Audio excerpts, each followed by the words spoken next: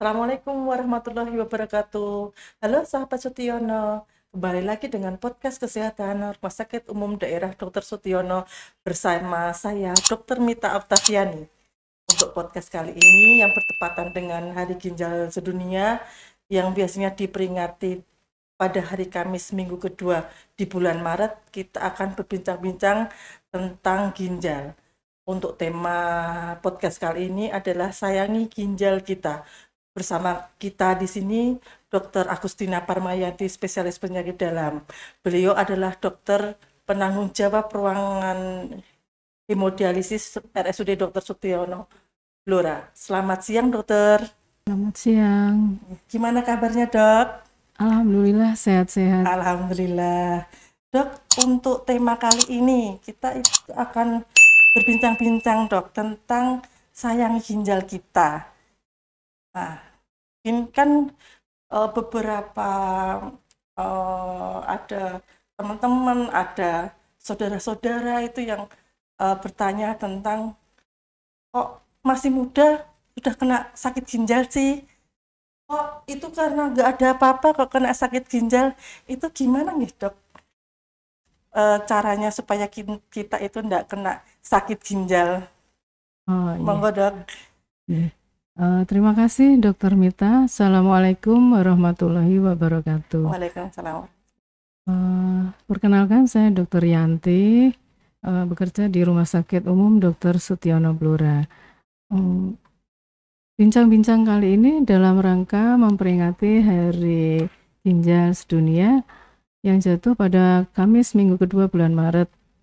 Jadi diperingati tanggal 9 Maret 2023. Kita tahu semua bahwa manusia itu mempunyai 2 ginjal, tapi sangat pada sebagian kecil orang punya 1 ginjal, ya, karena tidak terbentuk. Kita harus mengetahui dulu ginjal itu fungsinya apa, gitu ya. Karena setelah kita mengetahui fungsinya yang luar biasa, tentu kita harus berhati-hati untuk menjaga kesehatan ginjal kita. Fungsi ginjal itu ada fungsi ekskresi, sekresi. Yang ekskresi misalnya itu mengeluarkan sisa-sisa metabolisme tubuh seperti urium, kreatinin, asam urat, gitu. Ya, kemudian juga menjaga keseimbangan cairan. Kalau ginjalnya rusak, cairannya tidak bisa keluar dari tubuh sehingga tubuh itu bengkak-bengkak. Kemudian juga menjaga keseimbangan elektrolit. Kalau ginjalnya rusak, kecenderungannya kaliumnya tinggi. Kalium yang tinggi bisa berbahaya untuk kesehatan jantung, bahkan yang paling jelek berhenti mendadak. Kemudian ginjal juga fungsinya membuang limbah atau toksik, ya, zat-zat beracun. Bisa karena obat yang kita konsumsi, ya. Kemudian fungsi sekresi seperti menghasilkan hormon renin. Bagus ya namanya ya. Renin ya, dok. Kayak Renita gitu ya. Tapi renin itu fungsinya mengatur tekanan darah, ya. Kalau reninnya tinggi, tekanan darahnya akan naik. Kemudian juga ada fungsi menghasilkan hormon eritropoietin. Hormon eritropoietin adalah hormon yang dipergunakan untuk memproduksi sel darah merah. Kalau ginjalnya rusak, hormonnya kurang, sel darah merahnya kurang. Kemudian juga memproduksi zat aktif vitamin D. Kalau produksinya kurang, tentu pembentukan tulangnya juga terganggu, sehingga orang gangguan fungsi ginjal itu sering nyeri-nyeri pada tulangnya, bahkan juga gampang osteoporosis, ya. Itu adalah sebagian dari fungsi ginjal kita. Ginjal manusia itu kecil, ya, kurang lebih panjangnya kurang lebih 10 sampai 12 cm gitu, ya. Lebarnya sekitar 5 sampai 6 cm. Kira-kira seberapa ya, dok? Ya, setengah kilogram nggak ada. Setengah kilo ya, dok. Iya. Bisa punya fungsi sebegitu dahsyatnya. Iya. Ya, fungsinya kan menyaring darah yang terus melewati ginjal sehingga Ya. menghasilkan air seni. Ya, air seni itu sekitar 1 cc per kilogram berat badan per jam. Ya. Setelah kita mengetahui fungsinya, tentu kita jadi harus berhati-hati untuk menjaga ya. Jadi kalau yang sehat jangan sampai ginjalnya sakit ya. Kalaupun sudah sakit jangan sampai jatuh bertambah parah sehingga gitu, cuci darah ujung-ujungnya ya. Berarti kalau sudah cuci darah itu udah fase terminal kan gitu. Iya, fase akhir. Ya. Jadi itu terapi pengganti ginjal. Nanti ada 3 macam, cuci darah atau CAPD, continue ambulatory peritoneal dialisis atau transplantasi ginjal ya. Pada kalau orang awam menyebutnya cangkok ginjal. Sebetulnya kurang tepat ya kalau kita ibaratnya cangkok mangga gitu, nanti yang dicangkok tumbuh. Padahal ini ginjalnya tidak tumbuh, diganti ya. Jadi pada saat itu kita punya ginjal 3 gitu. Nah, ginjal yang ada tidak dibuang. Nah, untuk tips menjaganya dari minum misalnya, minum itu kita harus cukup sekitar 30 sampai 35 cc per kilogram berat badan per hari. Jadi berarti rata-rata sehari 1,5 liter. 1,5 sampai 2 liter ya. Itu pun tergantung aktivitas. Kalau misalnya bekerja keras atau olahragawan, keringatnya banyak, tentu lebih banyak ya kebutuhan cairannya. Selain jumlah juga kualitas airnya. Airnya juga air yang bersih lah ya. Nah, kemudian dari makanan itu usahakan ya makanan yang sehat ya. Mengandung sayur. Gimana dokter? Sayur gitu. Sayur ya, mengandung sayur, buah ya. Protein secukupnya 1 gram per kilogram berat badan. Secukupnya ya. Agak susah juga kalau untuk dihitung. Ya, Dok ya. Karena kalau kebanyakan protein juga ginjal kita itu berat ya fungsinya. Sehingga kita juga makanya kita jangan banyak suplemen yang mengandung protein. Itu juga nggak baik.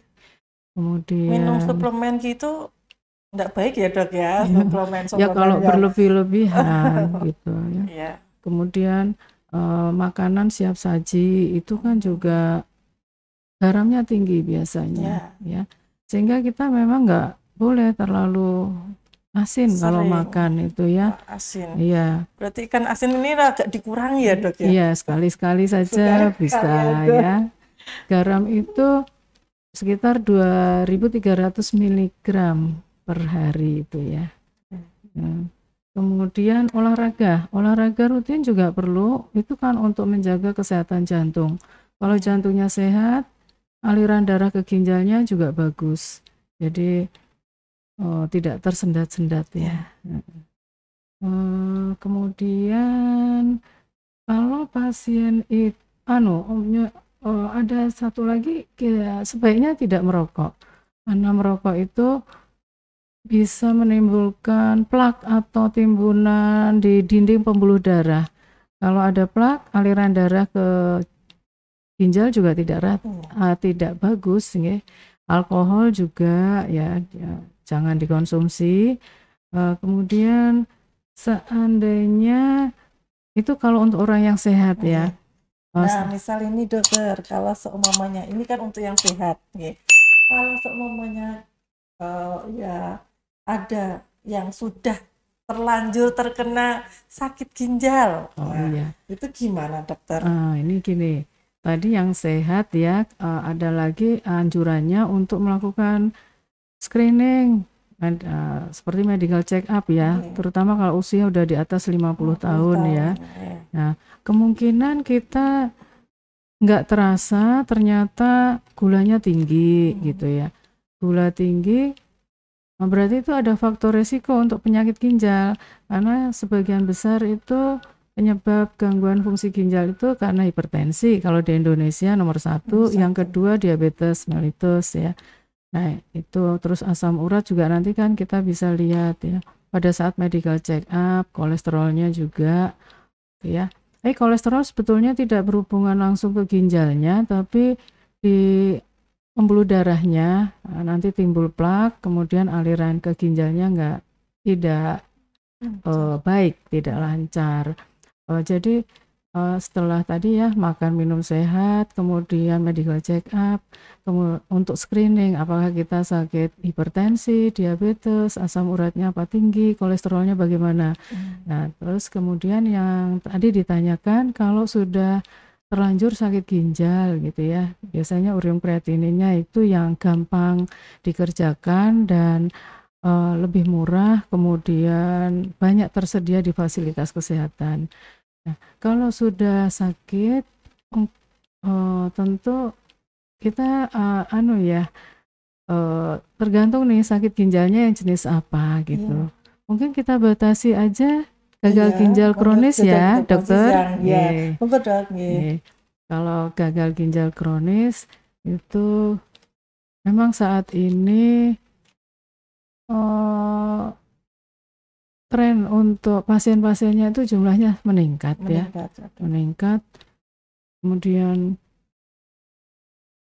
dan sehingga BPJS itu cukup banyak menghabiskan biaya untuk penyakit ginjal ini. Nomor 2 setelah penyakit jantung. Karena ada terapi pengganti ginjal tadi.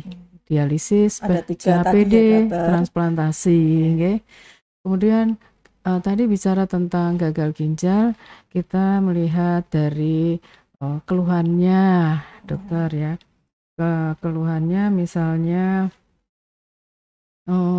biasanya bisa saja mual ya, kemudian rambut rontok, bengkak, lemes karena aneminya atau nafsu makannya berkurang, buang air kecilnya sedikit atau berbuih meskipun tidak selalu gitu ya, bisa juga berdarah gitu.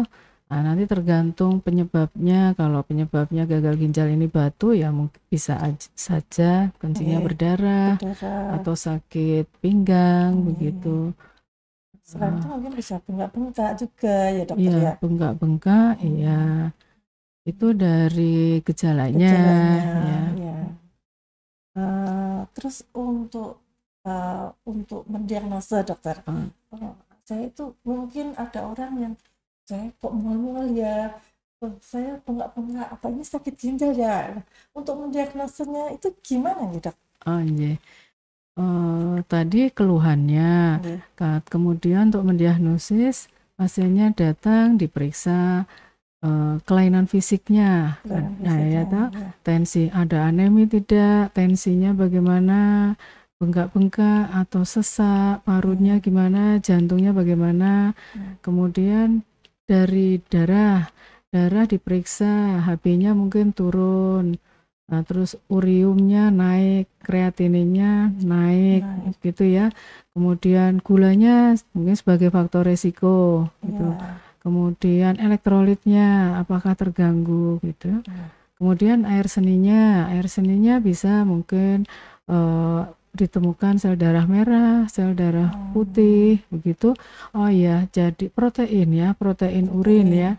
Itu kalau ada protein di urin itu berarti ginjalnya enggak betul ya, karena bocor gitu, gampangannya gitu bocor.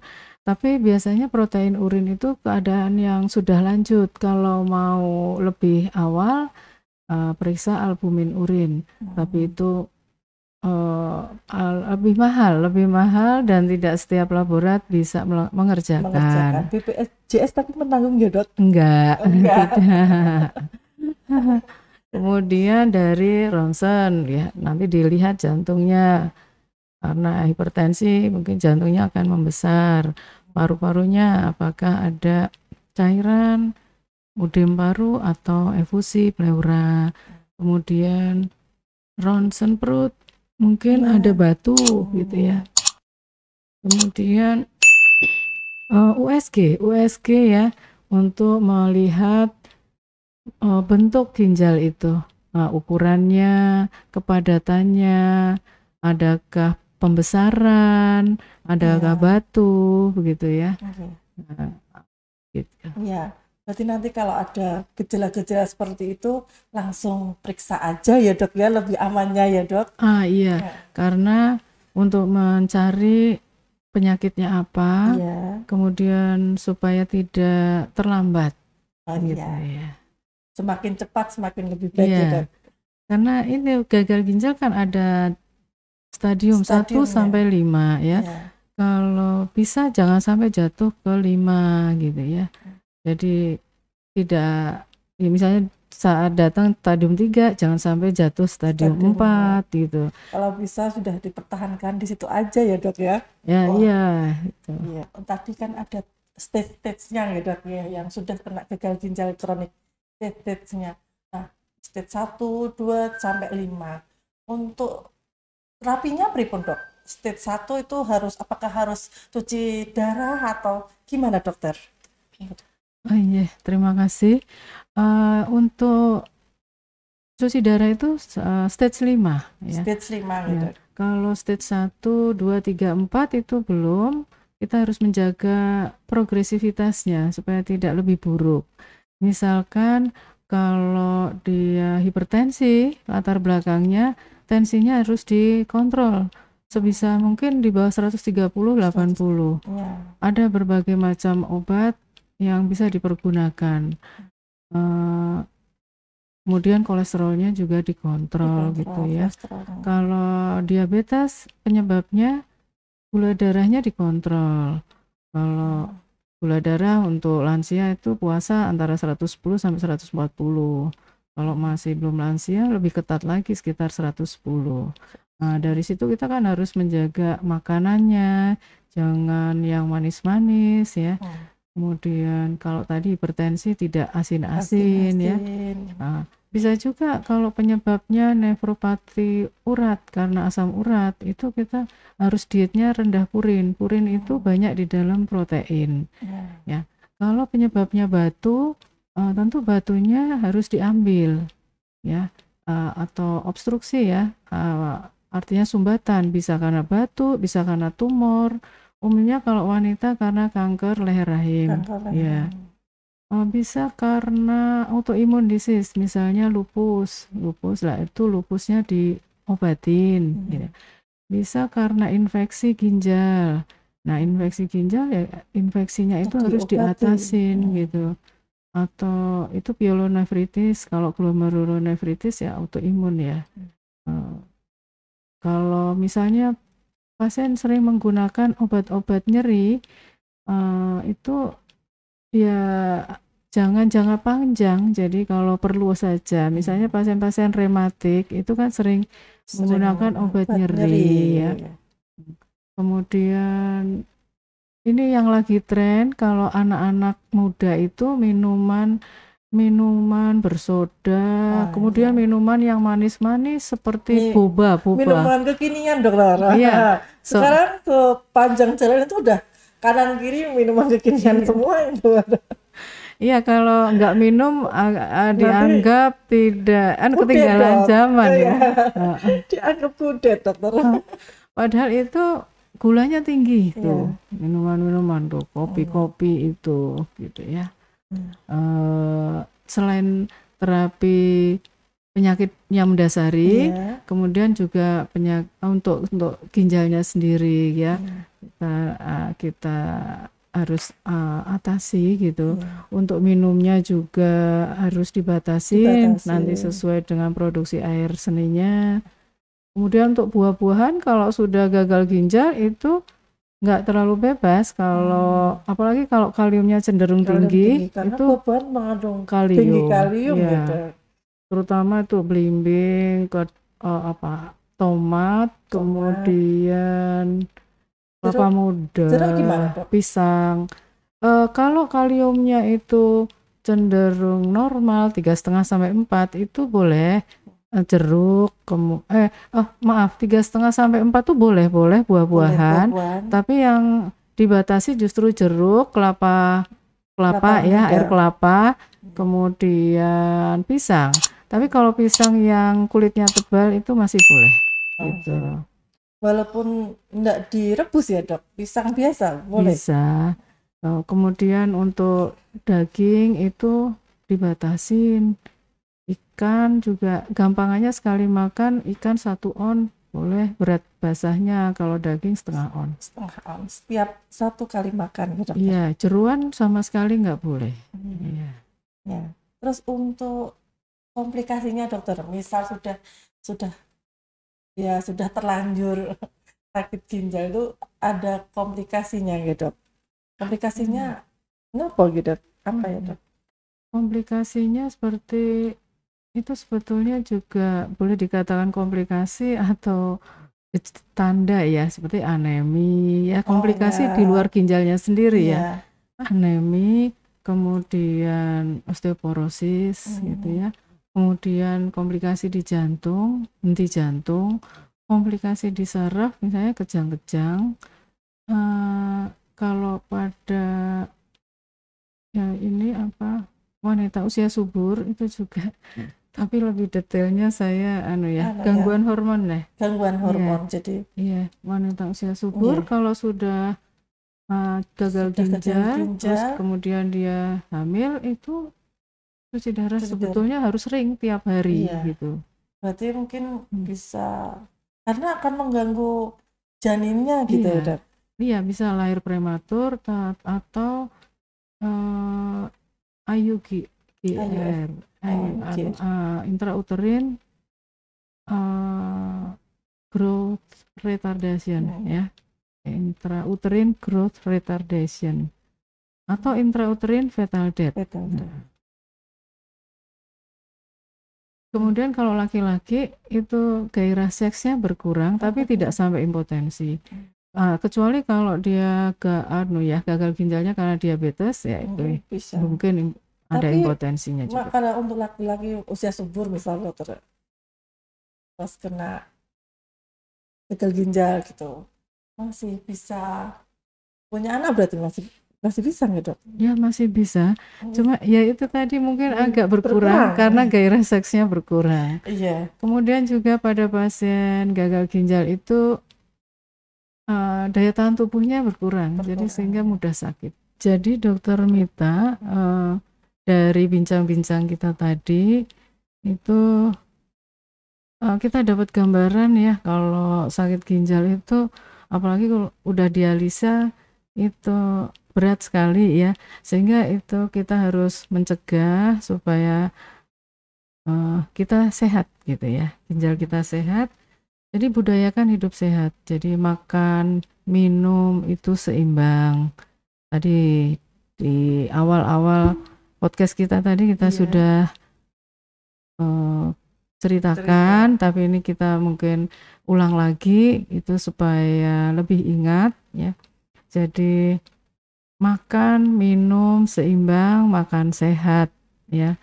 Kemudian berat badan dikontrol, karena kalau orang yang obes itu ginjalnya juga lebih berat fungsinya karena kan sisa-sisa metabolismenya lebih banyak. Jadi kita usahakan berat badan kita ideal. Supaya ideal tentu makan minumnya diatur, tidak berlebihan, olahraga juga ya. Olahraga, kemudian hindari konsumsi alkohol, hindari merokok ya. Kemudian kalau kita sudah usia 50 tahun lah, 50 tahun lebih itu kita sebaiknya medical check up itu 1 tahun sekali. Kalau kita udah kena ya hipertensi atau diabetes juga 1 tahun sekali kita periksa ya darah kita. Itu yang dapat saya sampaikan Dokter Mita. Ya, terima kasih Dokter Yanti atas waktunya. Dari podcast kali ini dapat kita ketahui karena ginjal itu sangat luar biasa fungsinya. Jadi kita harus menjaga sebaik-baiknya ginjal kita. Kita harus menyayangi ginjal kita dengan apa? Dengan hidup sehat dan menjaga pola makan. Untuk usia di atas 50 tahun sebisa mungkin dilakukan screening medical check up setahun sekali. Baiklah sahabat Sutiono, terima kasih telah bergabung dengan podcast kesehatan Rumah Sakit Umum Daerah Dr. Sutiono Blora. Semoga informasi pada hari ini bisa bermanfaat bagi kita semua. Sampai jumpa. Assalamualaikum warahmatullahi wabarakatuh.